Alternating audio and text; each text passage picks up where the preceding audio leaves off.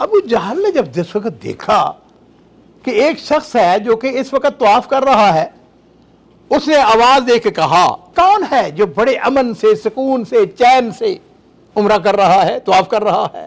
कहने कि अगर खुदा खासा शिकस्त हो जाए तो हम आपके पीछे जो है वो तेज रफ्तार सवारियां खड़ी हों और आप उनके ऊपर बैठ कर मदीना शरीफ चले जाएं। कुरान ने हमें तालीमात क्या दी हैं? उदू इला सबील रब्बिका बिल हिकमत वल मौइज़तिल हसना, हिकमत के साथ, मोहब्बत के साथ, प्यार के साथ, अखलाक के साथ, बशाशत के साथ, मुस्कुराहट के साथ लोगों को अल्लाह की दीन की दावत दो। उन्होंने क्या किया? उन्होंने प्यार के साथ गुफ्तगू शुरू की, कुरान पढ़ना शुरू कर दिया। और जैसा कि मैंने किया, मुसअब बिन उमैर कुरान पढ़ते, खूबसूरत कुरान पढ़ते। लो जी, थोड़ी देर गुजरी, कहने लगे अच्छा ये बताएं कि इस्लाम कबूल करने का तरीका क्या है? उन्होंने कहा इस्लाम कबूल करने का तरीका क्या? ये पानी, यहाँ पे कुआं जो है इसमें पानी है, गुस्ल करो, हाँ जी, बिस्मिल्लाह ला इलाहा इल्लल्लाह मुहम्मद रसूलुल्लाह पढ़ा। लो जी, इस्लाम कबूल करते ही आप अंदाजा करें मुबल्लग बन गया वो। कहने लगे बात सुनो, मेरे पीछे एक आदमी है, अगर उसने इस्लाम कबूल कर लिया तो समझो कि पूरा बनु अशल जो है इस्लाम कबूल कर लेगा। सबको पता था कि वो कौन आदमी है, साद बिन मुआज़ रज़ी अल्लाह तआला अन्हु। लो जी, कहने लगे मैं उनको भिजवाता हूँ। अब भिजवाने का एक तरीका तो होता है ना, कोई बहाना, क्योंकि वो चाहते क्या थे, इनकी गुफ्तगू जिस तरह मैंने गुफ्तगू सुनी है वो भी सुने, अब मैं वो भिजवाऊँ कैसे? लो जी, वह चले गए। तो साद बिन मुआज़ ने जब देखा ना तो कहने लगे कि जिस चेहरे से ये गया था ना वो चेहरा नहीं है। अब चेहरा इसका मुख्तलिफ है, मुसलमान का चेहरा वैसे ही माशाअल्लाह है जी, उसको रोशन हो जाता है, उसके अंदर ताजगी आ जाती है। कहने लगे कि बात यह है कि भाई ये जो है ना बनु हारसा, ये तुम्हारे खालादाद भाई असद बिन ज़ुरारा को कत्ल करने का मंसूबा बना रहे हैं। तो उसने कहा अच्छा, उसको इससे जो हमीयत, जो गैरत थी अपनी कौम की, कहने लगे अच्छा मेरे खालादाद भाई असद बिन ज़ुरारा को वो कत्ल करना चाहते हैं। लो जी, जिसको कि वो वहां पर पहुंचे ना कुएं के ऊपर, तो देखा कि मुसअब बिन उमैर और असद बिन ज़ुरारा आपस में गपशप लगा रहे हैं। वहां पर कोई ऐसी कोई बात ही नहीं है टेंशन वाली। बात समझ आ गई। और शायद ये चाहता था कि मैं इनकी गुफ्तगू सुनूं। थोड़ी सी गुफ्तगू हुई, अल्लाह ताला ने उनको समझ अता फरमाई। मन युरिदिल्लाहु बिही खैरन युफ़क़्क़िहु फ़िद्दीन, अल्लाह ताला जिसके साथ भलाई का इरादा करते हैं वो क्या करते हैं? उसको दीन की समझ अता फरमा देते हैं। दीन की समझ आ गई, कलमा शहादत पढ़ा, मुसलमान हो गए। अब यहां देखिए कि साद बिन मुआज़ की अब सलाहियतें अब आप सुनते जाएं। इस्लाम कबूल किया, अपने कबीले में गए, कबीले वाले जो हैं मर्द औरतें सबको इकट्ठा कर लिया। उनसे एक सवाल करते हैं, कहते हैं खानदान वालों, मेरे कबीले वालों, मुझको बताओ कि मैं तुम्हारे दरमियान कैसा आदमी हूं?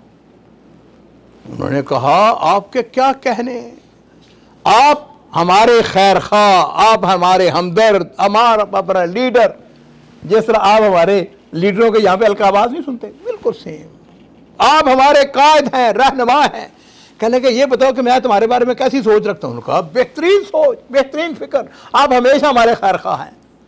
सारा जिस वक्त उनसे ले लिया ना पूरा अपने बारे में, कहने लगे कि मेरा तुम्हारा मर्द औरतें उनका मेरे साथ कलाम करना हराम है जब तक तुम उसी दीन को कबूल न करो जिसको मैं कबूल कर चुका हूं। उनका कौन सा दीन है? उनका दीन मोहम्मदी है।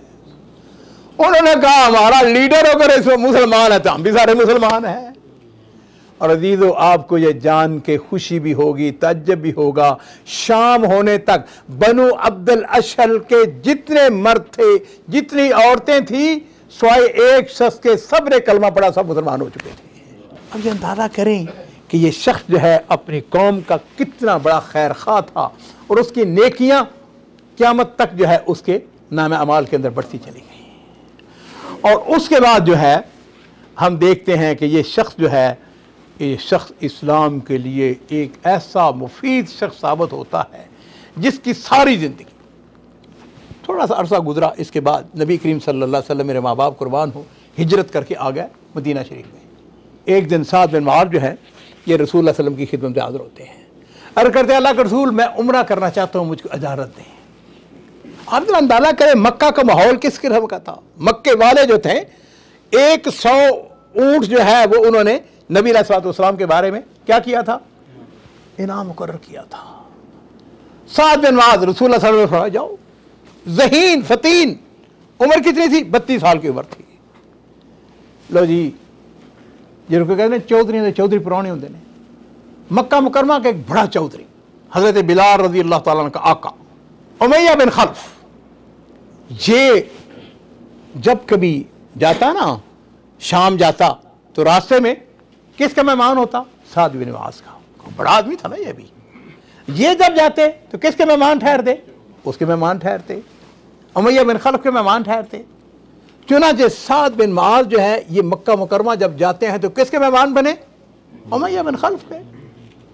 उमैया बिन खल्फ को एक दिन कहने लगे उमैया बात ये है कि ज़रा मुनासिब वक्त देखो, हालात पता था माहौल मुसलमानों के लिए साजगार नहीं है। कहने लगे कि ऐसा है कि यार ज़रा माहौल देखो, मैं बैतुल्लाह शरीफ का तवाफ़ करना चाहता हूँ। उसने कहा अच्छा। लो जी तकरीबन दिन का कोई 11, साढ़े 11, 12 बजे का वक़्त था। लोग अपने अपने घरों में कैलूला करने के लिए चले जाते हैं, बैतुल्लाह शरीफ खाली था। तो उमैया बिन खल्फ कहने लगा कि चलो अब वक्त है तुम्हारे लिए, अब जाके जब तुम तवाफ़ कर लो। अब ये तवाफ़ करने लग गए। उतनी देर में अबू जहल आ गया। अबू जहल ने जब जिस वक्त देखा कि एक शख्स है जो कि इस वक्त तवाफ़ कर रहा है, उसने आवाज़ दे के कहा, अच्छा मज़ेदार की बात यह है कि उमैया बिन खल्फ जो ये पहरा दे रहा है, यानी वहाँ खड़ा है, वो तवाफ़ कर रहे हैं। उसे आवाज़ दे के कहा ये कौन है जो बड़े अमन से, सुकून से, चैन से उम्रा कर रहा है, तवाफ़ कर रहा है। तो साद बिन मुआज़ जो है ऐसे कर, बिल्कुल जिसको ऐसे आना साद इब्न मुआज़, मैं साद बिन मुआज़ हूँ। उसने कहा अच्छा तू साद बिन मुआज़ है और तुम वो लोग हो जिन्होंने बेदीनों को अपने यहां पनाह दी है। और साथ ही उसने कहा अगर तुम्हारे साथ ये उमैया बिन खल्फ ना होता तो तुम इस तरह चैन के साथ, सुकून के साथ, मजे के साथ तुम ये तवाफ ना कर रहे होते। मुराद ये थी तुम्हारी लाश वापस जाती, यही वो कहना मकसूद ये था ना, या हम तुम्हें जेल में डाल देते। अब ये बात सुनने की देर थी। और अजीजों ये है, इसको कहते हैं हमीयत, इसको कहते हैं गैरत, इसको कहते हैं।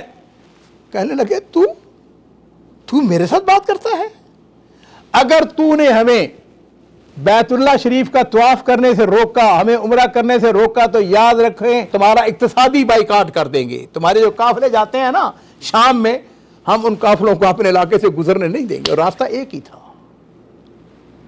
अब आपस में तू तकरार, ऊंची आवाज हो गई शुरू। उमैया बिन खल्फ जो है वो कहने लगा कि ला तरफा सौतक या साद, ला तरफा सौतक अला अबिल हकम फइन्नहु सय्यदुल वादी। उसने कहा अपनी आवाज को ऊंची आवाज नीचे रखो, ये कौन है, ये इन्नहु सय्यदुल वादी, ये इस मक्का मुकरमा का सबसे बड़ा सरदार है। अब उनको गुस्सा तो आया हुआ था ना, होना तो ये चाहिए था कि मैं तेरा मेहमान हूं, तू मेरे साथ मेरा साथ दे। कहने लगे उसको छोड़ो, वो जो बात करनी थी ना मैंने कर दी है। कहने लगे तू अपना ख्याल कर कि नबी अलैहिस्सलाम ने से मैंने सुना है कि उसके साथी तुझको कत्ल करेंगे।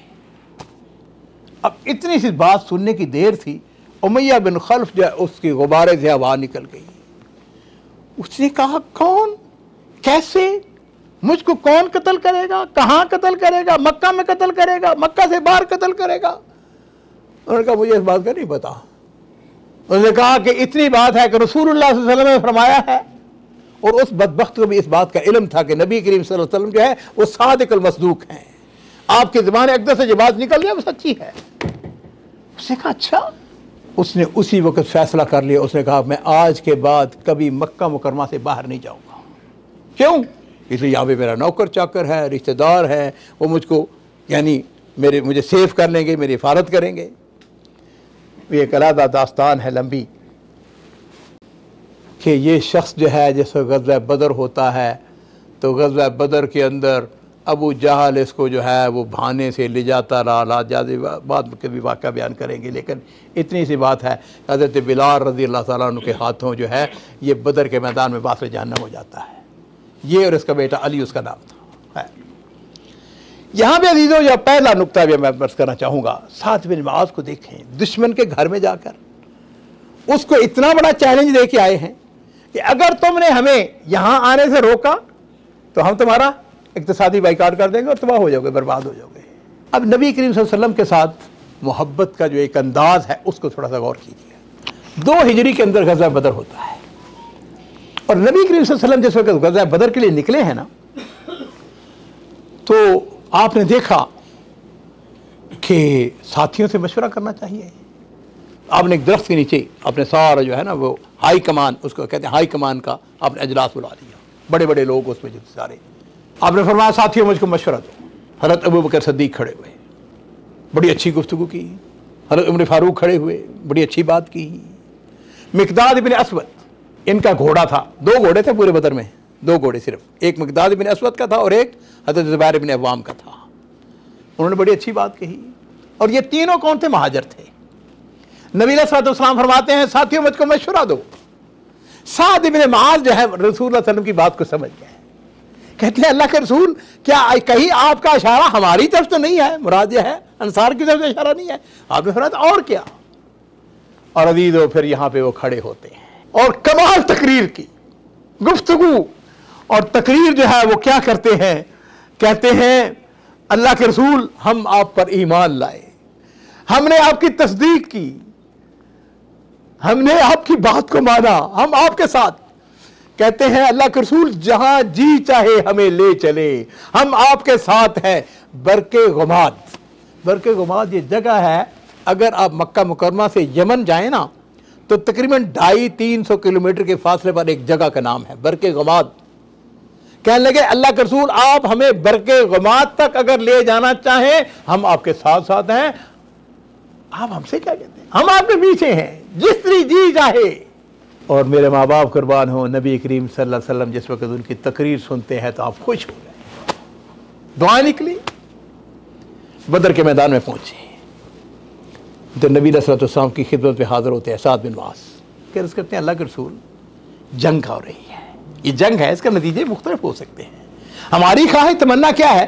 अल्लाह ताला हमें फतह दे, लेकिन नतीजा जो है वो बिलअक्स भी हो सकता है। क्यों ना हम ऐसा करें कि आपके लिए एक ऊंची जगह पे मरकज़ क़यादत बना दें, मरकज़ क़यादत, ताकि ऊंची जगह के ऊपर हो। उसको अरबी ज़बान के अंदर अरीश का नाम दिया गया। आप वहां पर मैदान जंग को देखें।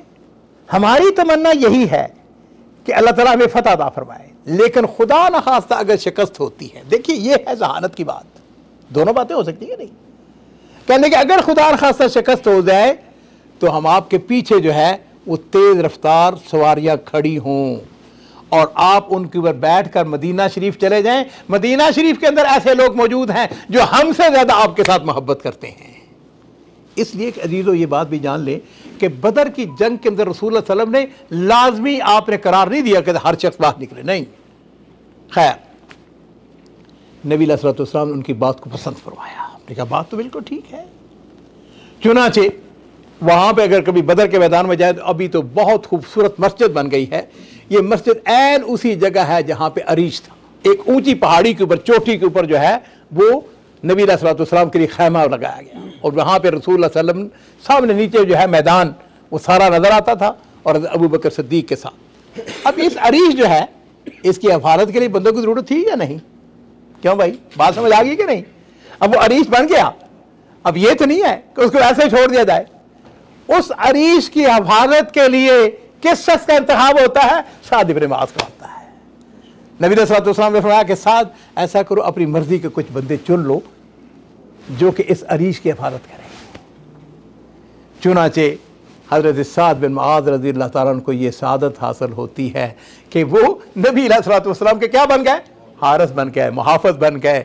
अरीश का जो है उसकी हिफाजत का बंदोबस्त करने वाले साद बिन मुआज़ है। जिस वक़्त फतह हासिल हुई तो लोग जो हैं उनको कैदी बना रहे हैं, मुशरिकीन को, और हजरत साद बिन मुआज उन लोगों में से थे जिनका मौक़िफ़ हजरत उमर फारूक रज़ियल्लाहु ताला के साथ मिलता जुलता था। क्या? इनको कत्ल कर दिया जाए, वास्ते जहन्नम, खत्म। लेकिन नबी करीम सल्लल्लाहु अलैहि वसल्लम जो, और आपको पता है कुरान पाक के अंदर भी इस बात की तायीद की गई है, इस मौक़िफ़ की। लेकिन नबी अलैहि सल्लतु वस्सलाम उम्मत के लिए वमा अरसलनाका इल्ला रहमतुल लिल आलमीन, आप रहमतुल लिल आलमीन थे। आपने आपकी जो फरासत थी उसके मुताबिक बेशुमार उनमें से अक्सर जो कैदी थे उन्होंने इस्लाम कबूल कर लिया। लेकिन बहरहाल आपको बताना जो मकसूद था वो ये था, अशिद्दाउल कुफ़ार रहमाउ बैनहुम। साद बिन मुआज़ रज़ियल्लाहु ताला अन्हु जो है, उनकी एक और सादत मिली, वो ये थी कि बदर के दिन अंसार का झंडा जो था वो किसके हाथ में था? साद बिन मुआज़ के हाथ।